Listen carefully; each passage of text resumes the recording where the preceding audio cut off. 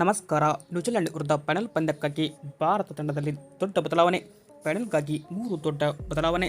ಇನ್ನು ಭಾರತ ಮತ್ತು ನ್ಯೂಜಿಲೆಂಡ್ ನಡುವೆ ಫೈನಲ್ ಪಂದ್ಯ ಮಾರ್ಚ್ 8ರಂದು ಅಹಮದಾಬಾದ್ನ ನರೇಂದ್ರ ಮೋದಿ ಕ್ರೀಡಾಂಗಣದಲ್ಲಿ ನಡೆಯುತ್ತಿದ್ದು, ಈ ಒಂದು ಪಂದ್ಯಕ್ಕೆ ಟೀಮ್ ಇಂಡಿಯಾದಲ್ಲಿ ದೊಡ್ಡ ಬದಲಾವಣೆಯಾಗುವ ಸಾಧ್ಯತೆ ಇದೆ. ಟೀಮ್ ಇಂಡಿಯಾದಲ್ಲಿ ನ್ಯೂಜಿಲೆಂಡ್ ವಿರುದ್ಧದ ಫೈನಲ್ ಪಂದ್ಯಕ್ಕೆ ಯಾವ ಥರ ಪ್ಲೇಯಿಂಗ್ 11 ಇರಲಿದೆ ಅಂತ ಪ್ರತಿಯೊಂದು ಅಪ್ಡೇಟನ್ನು ಈ ಒಂದು ವಿಡಿಯೋದಲ್ಲಿ ತಿಳಿಸ್ಕೊಡ್ತಾ ಬರ್ತೀನಿ. ಆದ್ದರಿಂದ ದಯವಿಟ್ಟು ನೀವೇನಾದರೂ ಇನ್ನೂ ನಮ್ಮ ಒಂದು ಯೂಟ್ಯೂಬ್ ಚಾನಲ್ಗೆ ಸಬ್ಸ್ಕ್ರೈಬ್ ಆಗಿಲ್ಲ ಅಂದರೆ ಈ ಕೂಡಲೇ ಸಬ್ಸ್ಕ್ರೈಬ್ ಆಗಿ, ಹಾಗೆಯೇ ನೀವು ಟೀಮ್ ಇಂಡಿಯಾದ ಅಪ್ಪಟ ಅಭಿಮಾನಿಗಳಾಗಿ ಈ ಒಂದು ವಿಡಿಯೋವನ್ನು ನೋಡುತ್ತದಲ್ಲಿ ದಯವಿಟ್ಟು ತಪ್ಪದೆ ಒಂದು ಲೈಕ್ ಮಾಡಿ. ಇದು ಏನಪ್ಪ ಅಂದರೆ ಭಾರತ ಮತ್ತು ನ್ಯೂಜಿಲೆಂಡ್ ನಡುವೆ ಫೈನಲ್ ಪಂದ್ಯ ಮಾರ್ಚ್ 8ಕ್ಕೆ ಅಹಮದಾಬಾದ್ ನರೇಂದ್ರ ಮೋದಿ ಕ್ರೀಡಾಂಗಣ ಸಾಕ್ಷಿಯಾಗಲಿದ್ದು, ಈ ಒಂದು ಪಂದ್ಯಕ್ಕಾಗಿ ಟೀಮ್ ಇಂಡಿಯಾದಲ್ಲಿ 2 ದೊಡ್ಡ ಬದಲಾವಣೆಯನ್ನು ನಾವು ನೋಡ್ಬೋದು. ಭಾರತ ಪ್ಲೇಯಿಂಗ್ 11 ಕಡೆ ನೋಡ್ತಾ ಬರೋದಾದರೆ ನಾವು ಈ ಒಂದು ಪಂದ್ಯಕ್ಕೆ ಫೈನಲ್ ಮಹತ್ವದ ಪಂದ್ಯಕ್ಕೆ ಭಾರತ ಈ ಫೈನಲ್ ಪ್ಲೇಯಿಂಗ್ 11 ಕಣಕ್ಕಿಳಿಸ್ತಾ ಇದೆ.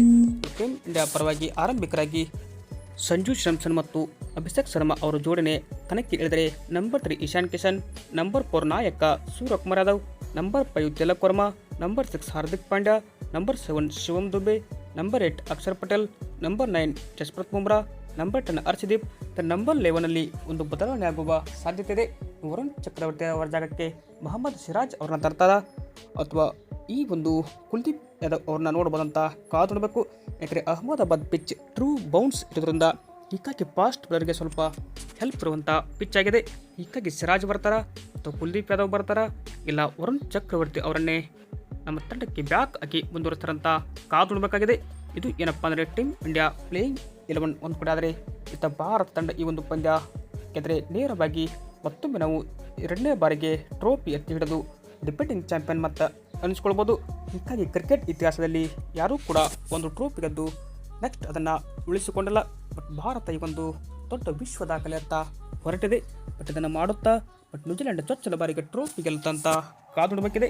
ಬಟ್ ಯಾರು ಗೆದ್ದರೂ ಕೂಡ ಇಲ್ಲಿ ಅಂದರೆ ನ್ಯೂಜಿಲೆಂಡ್ ಗೆದ್ದರೆ ಮೊದಲ ಬಾರಿಗೆ ICC ಟ್ರೋಫಿ ಗೆದ್ದ ಹಾಗಾದರೆ, ಅಂದರೆ ಟೆಸ್ಟ್ ಸೀರೀಸ್ನಲ್ಲಿ ಬಿಟ್ಟರೆ ನ್ಯೂಜಿಲೆಂಡ್ ಇಲ್ಲಿ T20 ವಿಶ್ವಕಪ್ ಅಂತ ಬಂದಾಗ ಯಾವುದೇ ಟ್ರೋಫಿಯನ್ನು ಕೂಡ ಗೆದ್ದಿಲ್ಲ. ಹೀಗಾಗಿ ನ್ಯೂಜಿಲೆಂಡ್ ಚೊಚ್ಚಲ ಬಾರಿಗೆ ಟ್ರೋಫಿ ಗೆಲ್ಲುತ್ತಾ ಅಥವಾ ಭಾರತ ತಂಡ ನ್ಯೂಜಿಲೆಂಡ್ ತಂಡವನ್ನು ಬಗ್ಗು ಬೆಳೆದು ಡಿಫೆಂಡಿಂಗ್ ಚಾಂಪಿಯನ್ ಆಗುತ್ತಾ ಅಂತ ಕಾದು ನೋಡಬೇಕಾಗಿದೆ. ಈ ಒಂದು ವಿಡಿಯೋ ನಿಮಗೆ ಹೇಗೆ ಅನಿಸ್ತಂತ ಕಮೆಂಟ್ ಮಾಡಿ. ನಿಮ್ಮ ಪ್ರಕಾರ ಈ ಬಾರಿ ನ್ಯೂಜಿಲೆಂಡ್ ಗೆಲ್ಲುತ್ತಾ ಅಥವಾ ಭಾರತ ಮತ್ತೊಮ್ಮೆ ಸತತ 2ನೇ ಬಾರಿಗೆ ಟ್ರೋಫಿ ಗೆಲ್ಲುತ್ತಾ ಅಂತ ಕಮೆಂಟ್ ಬಾಕ್ಸಲ್ಲಿ ನಿಮ್ಮ ಅನಿಸಿಕೆಯನ್ನು ತಪ್ಪದೆ ಈ ಕೂಡಲೇ ಕಮೆಂಟ್ ಮಾಡಿ. ಹಾಗೆ ವಿಡಿಯೋ ಇಷ್ಟ ಆಯಿತು ಅಂದರೆ ಒಂದು ಲೈಕ್ ಮಾಡಿ. Thank you.